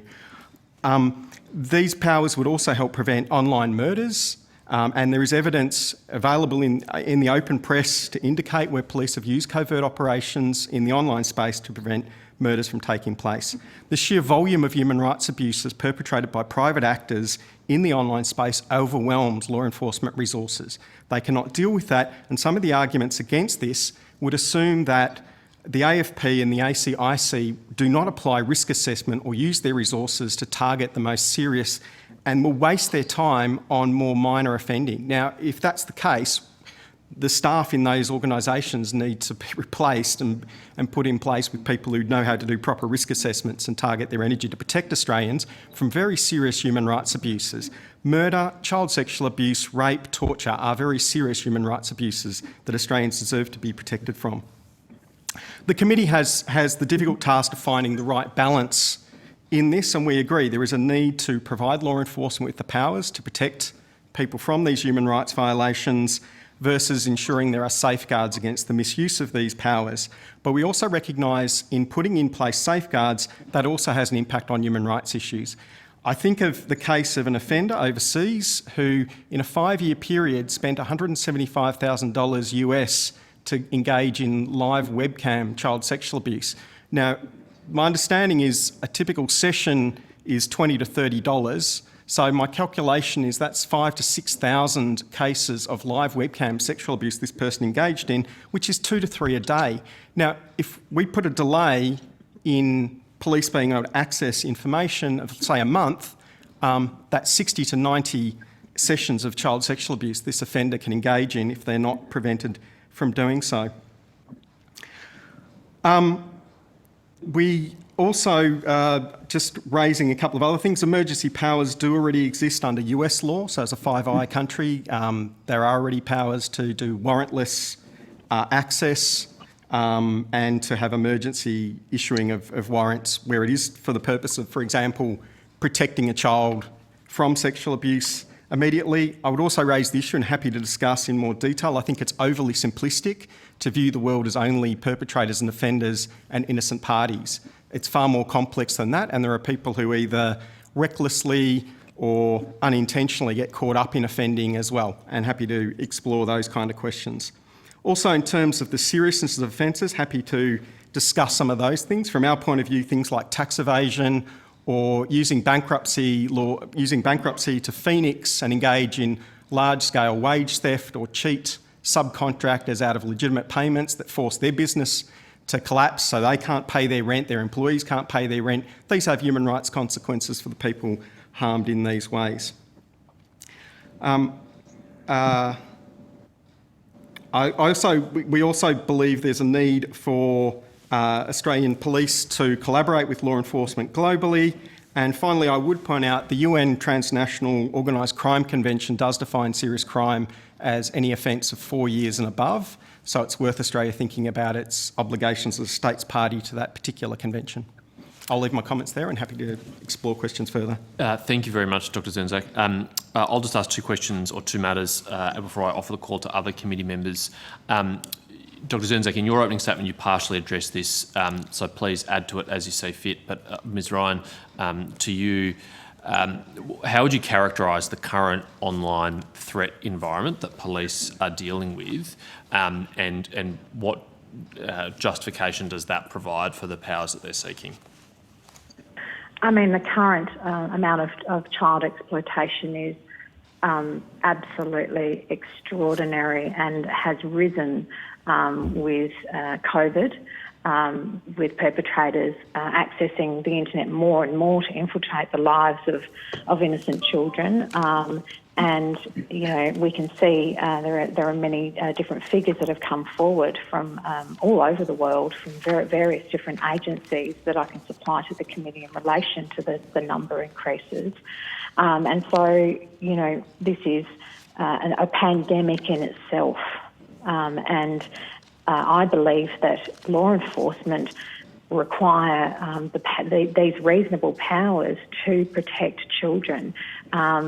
You know, law enforcement needs to be able to collect intelligence, identify offenders, disrupt harms against children, and limit the ongoing distribution of child exploitation material. I see no issue allowing agencies to take control of a person's online account for the purpose of gathering evidence to expose serious criminal activity, with, of course, adequate safeguards in place. And, you know, I believe that this legislation will help prevent the further victimisation of children. One thing that I'd just like to point out is when it comes to getting a warrant, I would say that this process would have to be fast-tracked because while police wait for warrants, abuse is happening against kids, abuse and worse.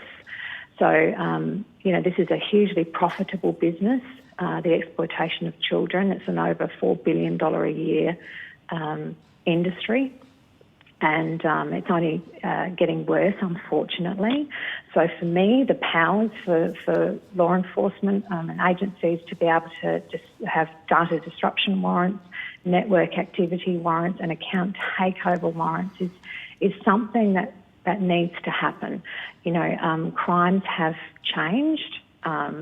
We have, really seen criminals hiding behind the anonymity of the internet and hiding behind privacy. And, when we put the privacy ahead of protecting children, I think we have a real societal issue. And of course, these powers must be used appropriately, and they need to be, the scope of warrants need to be targeted at serious crime. And then, of course, as I said, there needs to be safeguards put in place to be sure that these powers are being used appropriately. But I cannot stress enough to everybody there and senators that we have seen a significant increase in the abuse of children online, and that is where my expertise lies. It is with harm prevention in relation to children, and that's where I'm best placed to comment. Thanks, Ms Ryan. Dr Zernzak, anything to add from your opening statement or to Ms Ryan's comments? Look, I would add, if we judge by the number of reports to the National Centre for Missing Children in the US, the last year in which that data was provided, there were 16 million reports of online child sexual abuse identified there, down from 18 million the year before. So that's a sense of the sheer scale of this. Probably the other thing simply to point out is this fact that these networks, and it extends into other human rights abuse activity and other criminal activity, that we see people engaging increasingly in the use of technology and being provided with technology tools to defeat law enforcement. And some of those providers are willfully engaging in helping to defeat law enforcement efforts. So there is a need to look at powers that actually allow law enforcement to protect the basic human rights of Australians and hopefully collaborate more globally to protect the human rights of others. When an Australian is using a live webcam to abuse a child in the Philippines, that's something I think we should be actively trying to stop and prevent taking place. Indeed. Dr Zernzak, you were here for the evidence of the Law Council and Human Rights Law Centre. Ms Ryan, I'm not sure if you were able to listen in to any of it, but to briefly summarise, they have a range of concerns with the proposed bill. One of the themes, though, was that the threshold for relevant offences is not sufficiently high, that a 3-year imprisonment term is not a sufficiently high threshold and it should be raised. The Law Council said to 7 years. The Human Rights Law Centre hasn't put forward a specific proposal but broadly endorsed the view of the Law Council. Given that your strong support for this bill stems from issues of child exploitation in particular, although not only that, would you have any concerns with a raised threshold? Would you be worried that there is offending that would then be excluded from this regime? Please, Dr Zernzak first, and I'll go to Ms Ryan. In my case, absolutely. So from the Church's perspective, we know, other witnesses in their submissions argued, for example, that tax evasion should not be a matter for investigation. We could have a business engaged in stealing tens of millions of dollars from the public revenue, and yet that would be a matter that wouldn't be caught. As I mentioned, wage theft through phoenixing using bankruptcy can have massive impact on the employees. I've met with many low-income people who are harmed, also with other businesses that might subcontract to a business using phoenixing through bankruptcy to escape that. Social Security fraud, talking to the Commonwealth Director of Public Prosecutions, them dealing with cases where a childcare centre has got all its employees to engage in welfare fraud in order to, defraud the public purse by quite a bit of money. If we're talking about other offences that are, if you increase the threshold, you couldn't deal with offences that relate to money laundering where negligence is the money laundering cause. Dealing with property reasonably suspected of being proceeds of crime has a penalty of 3 years if it's over $100,000 worth of. So you could deal with several $1 million worth of proceeds of crime, and that would be not a matter that could be investigated in this way. And often some of these crimes are linked. So a money laundering offence might tie to other more serious human rights abuses and harms that are also occurring in this space.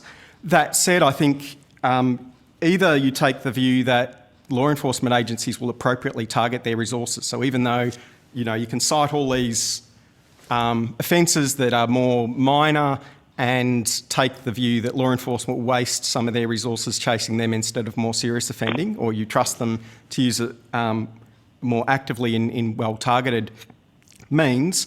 Alternatively, you could have a list of offences that you want to capture and look at what's regarded as serious, but that is a very large undertaking to go through every Commonwealth piece of legislation and identify which offences you suddenly think are serious. But 7 years strikes me as a very high threshold in the types of offending that would then, and the types of human rights abuses that can then go, couldn't be used, the powers for this couldn't be used. And what it does is it creates a sort of two-tier approach to law enforcement where you basically say people who are stupid and not technically savvy will get caught because they won't know how to use tools that on the online world that would conceal the harm they're causing, and those who are tech savvy will escape because they're the ones police won't be able to gather intelligence on and be able to make a case against. Ms Ryan, do you have anything to add to that? I mean, I think that he's covered that. I think Mark's covered that quite sufficiently, and as an agreement, this needs to be in relation to capturing serious offences. And as was pointed out, these crimes are often various different crimes are often linked, and so where a child may be beginning, there may be child abuse involved, there may be other offences that are layered upon that child abuse. And, I think the 3 years is adequate. The scope of this is quite complex, as has been pointed out. And I think that maybe this needs to be looked into a little more. But that's as much as I would comment on that for the moment. Thanks, Ms Ryan. So in a moment, I'll offer the call to other committee members. But just to further test this proposition with you, Dr Zernzak, I agree with you. I don't think the AFP, with their limited resources, is going to use these powers to pursue the proverbial dolphin thieves. I think that's a self-evident point. If they were, we have much bigger problems than just this.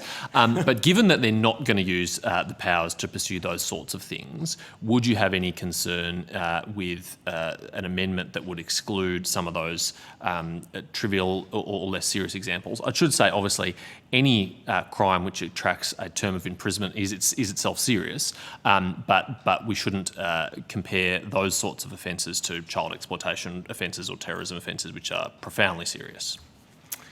Look, I still think, it's an interesting discussion to have. As I said, I'm not necessarily opposed to having a comprehensive list, but it would be an interesting debate to have. So, for example, if I look at offences around the Convention on the International Trade in Endangered Species. Now, if we look at the impact on some developing countries about where, there is massive illegal logging operations, often involving bribery, tax evasion, money laundering are tied to all those things. Now, the penalties for possession and importation of endangered species in breach of the Convention only attract a 5-year penalty. Lying to a public official about the species you're introducing is only a 2-year penalty. So, you could debate do we care about the impact on developing countries for what might be a massive operation in illegal logging that's engaged in stealing endangered species, or do we say, well, that's a fairly minor offence? So it's those kind of judgment calls that then need to be in there. So you might say, well, one dolphin's maybe something you're not that concerned about, but when it's going to impact on the lives of thousands or tens of thousands of people in a developing country because their natural resources are being stolen, and there might often be violence attached to those operations as well, including murders. Do we regard that as serious offending? Yep, fair point. Okay, I'll offer the call to Mr Dreyfus first and then Senator Fawcett. Thanks very much, Chair. And thank you very much, Dr Zernzak and Ms Ryan, for assisting the committee. In your submissions, both the Synod of Victoria and Tasmania and the Carly Ryan Foundation have focused on the scourge of child abuse online and the need to both investigate online offending against children and to disrupt it. I was struck, Ms Ryan, by your use of the statistic that it's an over $4 billion a year industry, online child sexual abuse. Is there some way for, this is a question to both of you, but perhaps you could go first, Ms Ryan. Are you able, each of you, to outline the extent of the problem of child sexual abuse online? Just something. Absolutely. Yeah. Absolutely. So what we're seeing is a huge network of offending happening online, both on the clear web and the dark net, in the distribution of child exploitation material, live streaming of child abuse, as was pointed out by Mark, these websites where you need to pay and you need to supply new child abuse material in order to be able to remain a member on these hideous sites. And so the demand for child sexual abuse is often, the content can't keep up with the demand. And so we're seeing more brazen criminal activity, a lot more intelligence happening beneath, with people trying to access children in various different ways. And with the COVID pandemic, we've seen a real increase in people trying to access and infiltrate the lives of children in various different ways, paying families in disadvantaged countries for access to children in all manner of heinous ways. And so, it is the reports to various different agencies have increased a lot over the last couple of years. I've just returned from the US, and I've been working with the National Centre, been working with governments over there, and we've seen a huge increase in human trafficking and abuse of children online. It's a hugely profitable business, and unfortunately there is a massive demand for this material. So I can't stress enough to the committee that, clearly the reasons why these new powers are needed is because as I said before, this is a pandemic in itself. The abuse of children and the continued victimisation of children.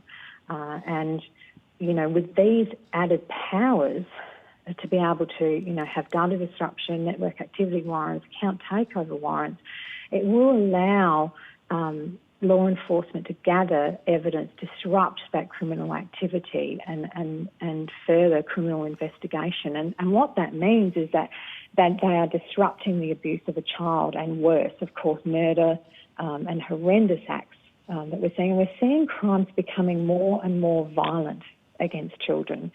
And as I said, as the demand increases, we're coming to see criminals become more and more, taking more and more risk.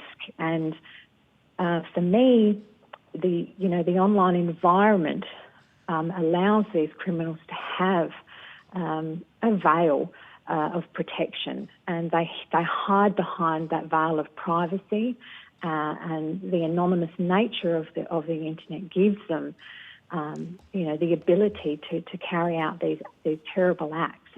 And I think it's absolutely vital that we give law enforcement the powers that they need to be able to disrupt, what is happening to children globally. Thanks. And the same question to you, Dr. Zirnzak. I'm looking for ways in which you can indicate the extent of the problem of child sexual abuse online to the committee. Sure. I think in previous submissions we have given to the committee, we did give the scale of the overall problem, but it is networks in the, I think we cited there was a WhatsApp network, for example, that was a few hundred, but there is, as identified by the Virtual Global Task Force in their 2019 online child sexual exploitation environmental scan, they indicated there was a network of 18,000 people who were involved in a site that was just dealing with sexual abuse of infants and toddlers, as an example. So we have networks of very large scale. Any conversation with the high-tech unit in the Australian Federal Police indicate they are overwhelmed with the serious scale and size of the number of people engaged in these online abuse activities, and they need to effectively triage their resources, and they focus their efforts rightly on cases where they can rescue children from ongoing abuse. So the easier we make that for them, the more children who get rescued and the less abuse that take place. I would add, within these networks, there is a debate among those who study those engaged in this offence about contact offenders versus non-contact offenders. So we have networks that are, in these cases largely we've talked about contact offenders, and they're the kind of groups that would require a subscription of ongoing fresh images of child sexual abuse to prove that you are one of their group and that you're not law enforcement as a sort of safeguard in that realm. You do have people, though, who basically just purchase images and don't engage in contact offending themselves. So that is it's a debatable point. I've certainly spoken to law enforcement officers who would argue there is no such thing as a non-contact offender, and in fact, they just probably haven't been caught for the contact offences they're engaged in. There are others in the literature that argue, no, there are people who don't engage in contact offences but will purchase child sexual abuse material. And that's the kind of trade where there's money exchanged, as opposed to in the contact offending regime, there's often trade in images. And often those images are generated, there are certainly evidence of, and very strongly cases where an offender will use a fake online identity to trick a child or manipulate a child into providing images of themselves, intimate images, sexual images, and that will generate the material they need to keep being part of the network, so they don't even need direct physical control over the child to achieve that. I mean, obviously other contact offenders, it's direct physical control over the child as well. And I can take some of the figures. I can provide that to the committee on notice. I've just flown in from the US, so I haven't had the opportunity to get those figures up, but that's something that I can provide, the latest figures on the scope of this offending.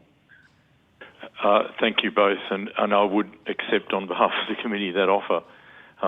Ms Ryan and I accept you've literally just flown in from the US, but thank you. In terms of responding to child sexual abuse online, obviously there's no single solution or response. But in terms of the public policy response by the Commonwealth Government and the Parliament, what aren't we doing that we should be doing? Just by way of example, are we, for example, doing enough in Australia to educate parents and children about online safety? Is that getting enough attention? I mean, I think since losing Carly in 2007, we have come a long way as a society within Australia in increasing education and awareness. Simply the education that's now available within the Australian curriculum, and also the introduction of the Office of the E-Safety Commissioner is a huge step in giving community access to adequate resources, adequate support.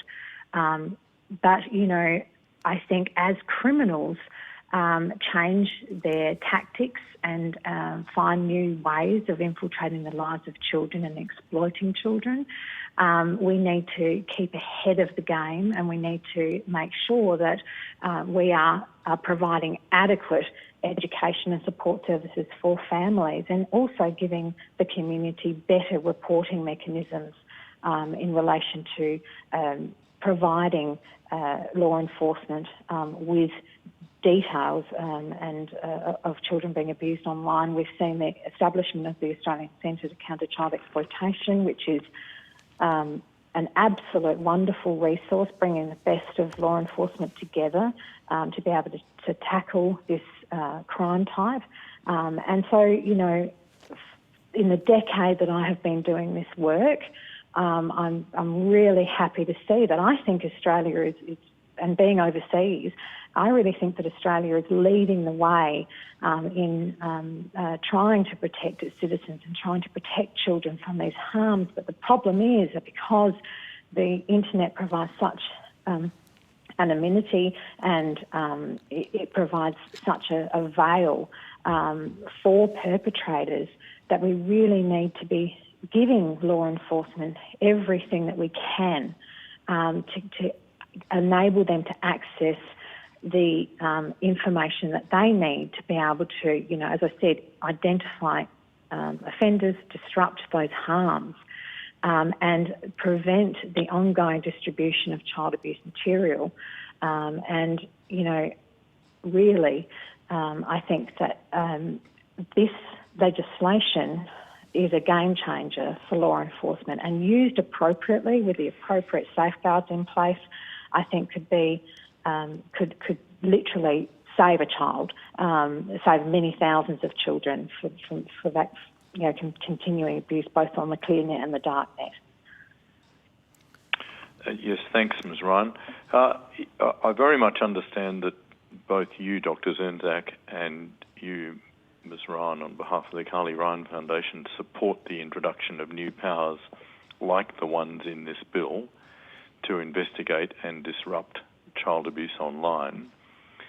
Have you turned your minds to whether these powers are also needed to investigate and disrupt what might be seen as relatively minor offences relative to child abuse or terrorism? I mean, things like bigamy or trademark infringement or other minor, less important offences. One of the striking things about this bill is that it doesn't just target child abuse or terrorism or organised crime. The powers here could be used to target other, much less serious offences. Is that something you've thought about? I mean, I have thought about that. Of course, my expertise lies in the area in relation to the prevention of child abuse. So, you know, maybe Mark might be better to speak on those other areas. But, you know, we want to make sure that the appropriate safeguards are put in place, appropriate measures are put in place, so that some of those are not caught up in this legislation. But, you know, over to you, Mark, and what do you have to say and include in that? Sure. So that was in line with my earlier comments about, you know, I think we can have a discussion around what constitutes serious crime, and I guess we would take a different view to some of the other submitters here, you know, offences like major tax evasion, phoenixing to steal, large-scale wage theft, massive social security fraud, you know, massive illegal logging, money laundering are all, from our point of view, cause serious human rights abuses, serious harm to the environment, and therefore are, you know, are worthy of saying, well, even if you're a sophisticated offender able to use sophisticated techniques online, you should face some opportunity to be detected, investigated and brought to justice in the same way that a stupid offender who doesn't have those technical skills is likely to be caught, and that's what this bill is sort of making it easier in those spaces. Again, if the bill was tightened, we're not objecting to some of that, but also there's a caution from my point of view with police investigations that an investigation of what might be a more minor offence initially might unravel a much larger operation. So I think about the work by Jason Sharman looking at corporate service providers that were setting up shell companies. Now, I think there was, from the evidence he provided, I think of one particular case where they sent an email indicating they were probably, the email made it pretty clear there were some red flags there. They were looking to set up a shell company for the purpose of creating funds for funding terrorism. And the corporate service provider there said, I think I know what you're up to, and for that it'll cost you $5,000 a month extra on our charge. So, you know, if you have a company that's a corporate service provider setting up shell companies to facilitate criminal activity, they might be facilitating massive amounts of criminal activity, and the offence they might be engaged in might be seen as a relatively minor one, but the crime and the harm and the human rights abuses they're facilitating could be quite massive. So I think, you know, in thinking about this bill and the powers here, I think there's a degree of caution to think about what do we think is serious harm, what constitutes serious human rights abuses. I mean, I think we all agree there are some that we would say definitely in, and there is probably going to be a legitimate debate around, well, where do you draw the line, where's the grey zone on this, and to what degree do we trust law enforcement to appropriately target their limited resources to where they're going to have the greatest impact and not waste them on what we might regard as more minor matters. Mr Dreyfus, I'd like to offer the call to Senator Fawcett in a minute. So a final question, perhaps? Sure. You said at the outset there, Dr Zenzak, that you didn't object to some kind of tightening. And I suppose the purpose of this is that some submitters in previous inquiries that the committee's conducted have expressed a concern that if extraordinary powers are not limited to the most serious types of criminal offending, and your focus and the Carly Ryan Foundation's focus is very much about child sexual abuse, obviously serious type of offending, but if it's not limited, this sort of power to serious offending, it might undermine ultimately public support for the existence of the powers at all. Is that a concern that you share? Yes, it is, but that would be a matter then of not necessarily the law. That would be a matter, as I go back to, whether law enforcement are actually, having granted them the powers, are they using them appropriately? And I suspect that that's the kind of thing, you know, and I think the AFP probably picked up a lesson out of the raids they conducted on journalists recently, where that did create a huge public backlash. Was that an appropriate use of the powers they'd been granted? So I don't think there was any. I think, you know, the court found in the end that one of the warrants issued certainly shouldn't have been issued. Yeah, so it does, if police misuse the powers they're granted, then indeed it does undermine public confidence.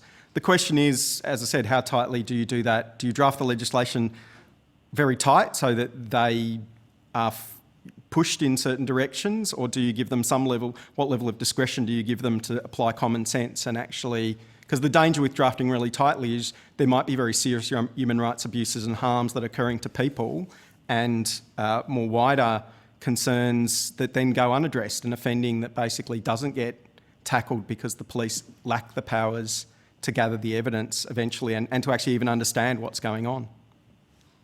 Thanks, Dr. No, I would agree with that. Thank you. Over to you, Chair. Thank you very much. Senator Fawcett. Yeah, look, thank you very much. In the couple of minutes that we have remaining, Mr. Zenzak, you talked about the Ombudsman's review of law enforcement agencies and the fact that there were a small number, generally unintentional, of misapplications or misuse of powers, often relating to process. Have you seen any correlation between those examples and the level of authority that gave the warrant for the use of the powers, i.e. an AET versus a judicial officer? No, I don't think there was. And I actually don't, I think in our evidence, when we look at the Commonwealth Ombudsman reports, we could not find any case of willful misuse of powers or malicious outcomes being pursued. So, you know, attempting to fit someone up for a crime, or misusing powers to target ex-partners, or targeting people for political reasons. So what my understanding was, the breaches were failure to comply with procedures. Now, that's not to underplay that, and in our submission we make it very clear that we actually think law enforcement, when they're given these extraordinary powers, need to make every effort to comply with what the Parliament has required of them in fulfilling these powers. But we didn't see any willful misuse. I don't think there's no cases there, and I don't think any of the submitters have actually presented any examples of willful misuse either. I mean, even where some of, as I mentioned, that earlier operation where the public would have questioned the use of police powers in that, and there's obviously been lots of public commentary on that issue. I don't think anyone sort of suggested the police were engaging in unlawful activity or misusing the powers for unlawful political reasons is being put forward there.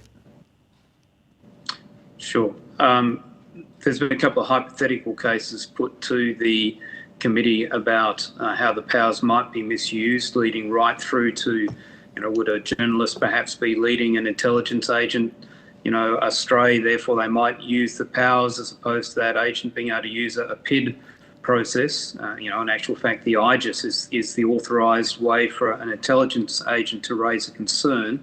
But do you see that the role of whether it's a judicial officer or the AAT in authorising a warrant for the use of one of these powers would or should go to whether it's a proportionate and reasonable use of the power in all the circumstances, such that the Dolphin case that was highlighted before, it wouldn't be authorised by the AAT or a judicial officer, versus something that was clearly either on the face of it far more serious, child exploitation, or to use some of the examples that you've given where there is a very cogent case as to why an offence that may just be over the 3-year limit in actual fact is a pointer to a broader network of serious offending and is worthy of exploration.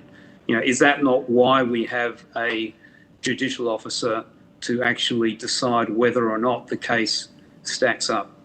Yeah, I would completely agree with your point there that effectively having, in this case, all these warrants require the approval of a judicial officer. And I note there is discussion about which judicial officers that should be. That's probably outside our expertise to make comment on. But the fact there is an oversight there, and you would hope that even if the AFP, for some strange reason, were not using their resources or intending not to use their resources wisely, that safeguard would actually stop the warrant from being issued. And the fact that the Richardson review sort of found there was no rubber stamping of warrants gives us confidence in that space, and the Ombudsman's reports give us confidence in that space as well. I think if we'd read the Commonwealth Ombudsman's report and there were numerous, regular cases of the AFP misusing and the ACIC misusing the powers that were given in ways beyond procedural failures, we might be taking a different view on some of the powers granted in this bill.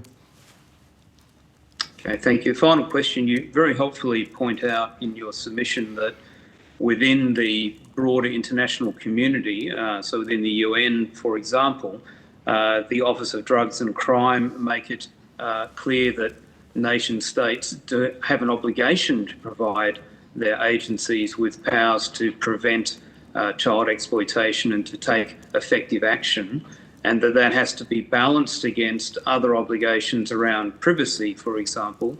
Do you have, more broadly, there's the Siracusa principles that are used about balancing rights. In this space around privacy versus effective powers to combat things like child exploitation, are there any exemplars of how those are balanced within the broader international framework that could be a good reference point? You can take that on notice if nothing. Well, I'm just trying to. I mean, often what we would see is law enforcement in other jurisdictions, and here in Australia as well. Often we would say the law enforcement and the courts in issuing warrants get it right. They actually do weigh that up, and probably this is where some of our concerns would lie in some of the suggestions that are being put forward here. Because I was reflecting as I was reading the evidence of others. If you suddenly introduce a public interest monitor, which as far as I can tell, the purpose there would be to only consider the right of privacy, then who advocates for the victims of human rights abuses, such as, the potential of being murdered, raped, tortured, subject to sexual abuse? So do we have a victims advocate who appears as well, who puts forward the case as to why the warrant is needed to prevent these other very serious human rights abuses from taking place? The other case I would mention, and the one that struck me and really stood out, which I presented to the committee before, was the case in Canada where an offender had engaged in online child sexual abuse, and the Canadian police had requested information from their provider about this person, which the provider gave to the police voluntarily. They were able to successfully secure a conviction on the child sexual offences. The offender then appealed on the basis not that they hadn't committed the offences, but on the basis that they should have had a reasonable expectation that the provider should protect their privacy from law enforcement. And the Canadian court, while not overturning the offence, then ruled that from that point forward, providers couldn't voluntarily offer assistance to police in investigating crimes like child sexual abuse. So it struck me as and the outcome of that, according to the press reports, and as I said, I haven't been able to check that with the Royal Mounted Police in Canada, but the press reports seem to indicate the fact now that Canadian police need to go and get a warrant every time they want some metadata to identify an offender has resulted in them not being able to deal with about 300 cases of child sexual abuse, or reduce the capacity to deal with about 300 cases of online child sexual abuse a year. So that's a very serious consequence when you put these kind of impediments in the way of law enforcement. Now, that said, I mean, we absolutely acknowledge the need to balance and to have safeguards and to protect and deter against misuse of powers, but we also need to recognise that when you put safeguards in place and when those safeguards have consequences in terms of the time in which things can be pursued, it does result in more harm occurring because the law enforcement agency isn't able to do its job as fast as it otherwise could. And if I could Sure. just My add to final that just question- briefly. Sure. Sure, just briefly. I'm just wondering if there could be some kind of special warrant in this legislation for grooming, for distribution of child abuse material, something that can be fast-tracked, because we know that while officers are waiting for that warrant, a child is being abused or worse. That's just a suggestion that I wanted to add quickly.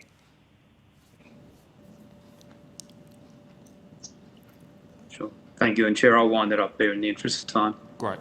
Thank you, Senator Fawcett. Dr Zernzak and Ms Ryan, can I thank you very much for your appearance before the committee and your assistance to us with your submissions and your evidence. I don't know if you took any questions on notice here, but there may be subsequent follow-up questions on notice for you, and we'd appreciate your participation and facilitation getting back those quickly. You'll also be sent a transcript of your evidence, so you have an opportunity to correct any misstatements if you wish. But thank you very much for joining us today. Colleagues, we'll now break and let's resume back slightly later at 12:35 with our next witnesses, which is the Cybersecurity Cooperative Research Centre.